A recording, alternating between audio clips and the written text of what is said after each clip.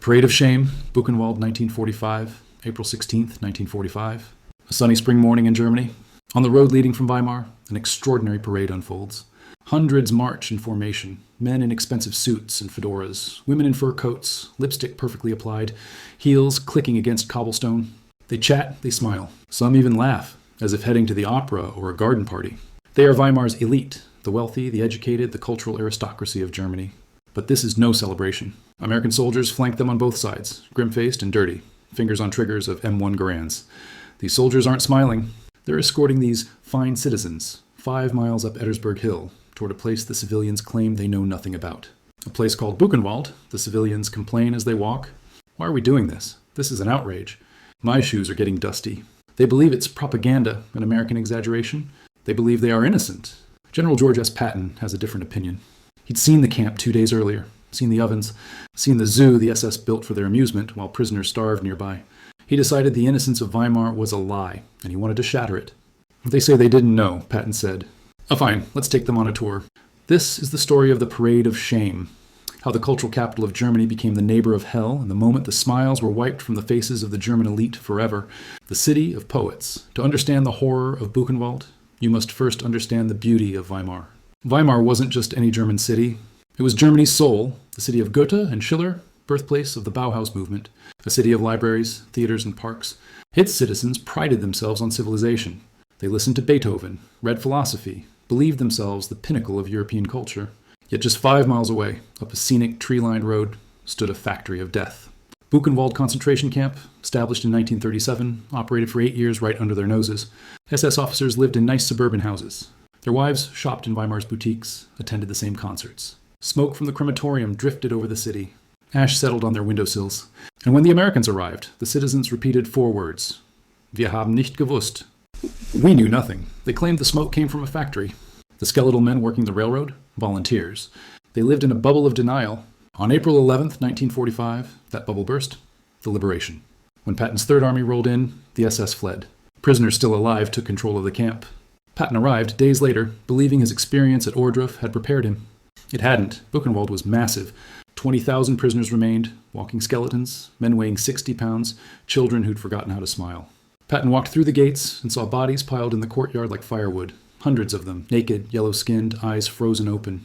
Patton was tough, old blood and guts, they called him. But this broke him. He wrote in his diary, I have never felt so sick in my life. This is not war. This is madness. He looked at German civilians in nearby fields, plowing land, hanging laundry, ignoring the smell of death so strong American soldiers were vomiting. Patton turned to his commander.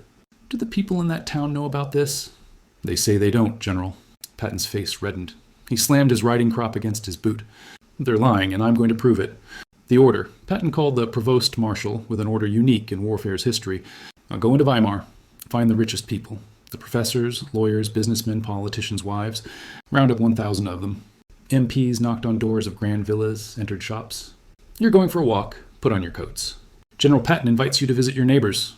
Germans were confused, indignant. I am a doctor, one man protested. You cannot order me around. The MP pointed his rifle. Start walking. A strange column formed. 1,000 well-dressed civilians marching uphill, American jeeps alongside, ensuring no one escaped. The Germans chatted. Women fixed their hair.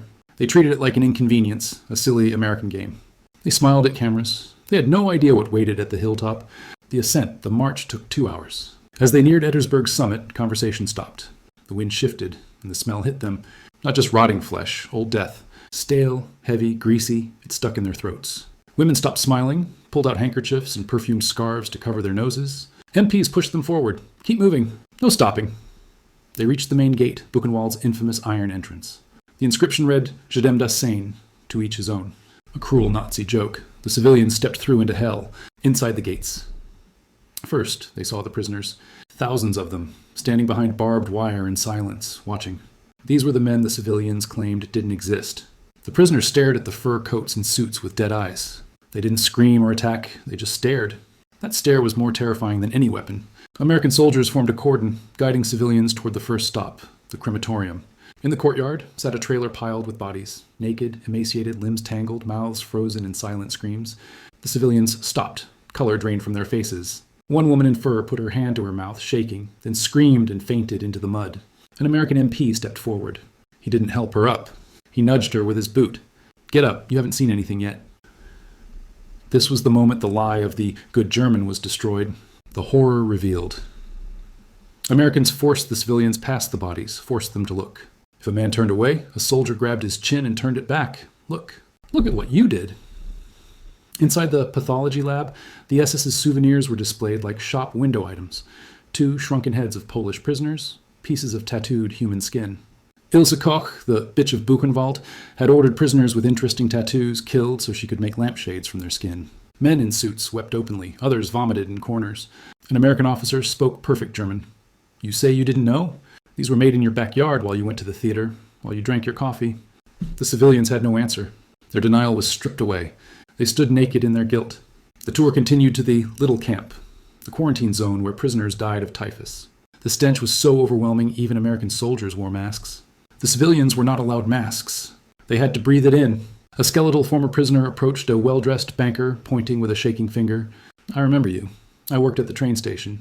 I saw you. You saw me. You looked away." The banker collapsed to his knees. I didn't know, he sobbed. Nobody believed him, not even himself, the dissent. By tour's end, Weimar's 1,000 citizens were destroyed. They walked from the gates in silence. No chatting, no smiling. Women's makeup streaked with tears, men's suits covered in dust. They walked back down the hill to their beautiful city of poets. But the city would never look the same. Every time they looked at that hill, they would see the bodies. When Eisenhower heard about Patton's tour, he didn't reprimand him. He expanded the order. He sent a cable to Washington and London. Send the press. Sent congressmen, sent parliament members, sent newspaper editors. He wanted witnesses. He famously said, "The things I saw beggar description.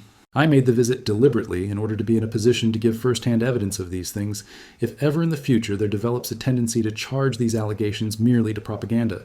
Eisenhower knew people would try to deny the Holocaust. He knew that decades later, some would claim it never happened. So he forced the Germans to become witnesses against themselves. The aftermath, the impact was immediate. That night in Weimar, shame overwhelmed some.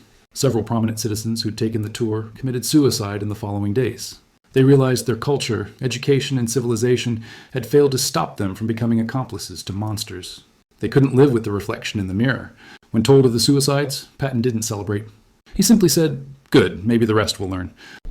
The question that remains, the forced tour of Buchenwald, raises a question we still ask today. How much does the average citizen know about their government's crimes? The people of Weimar weren't pulling triggers or turning on gas, but they were the ones who looked away, the ones who stayed silent. Patton understood that silence is complicity. You cannot claim innocence simply because you closed your eyes. On that April day in 1945, he forced them to open their eyes. In doing so, he forced the world to open its eyes too. The citizens of Weimar walked up that hill as arrogant aristocrats. They walked down as broken accomplices. And the ghosts of Buchenwald followed them home. The excuse "we didn't know" is still used today.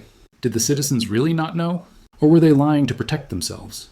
The answer lies somewhere between willful ignorance and convenient blindness, a space where many of us would rather not look too closely, lest we see ourselves staring back.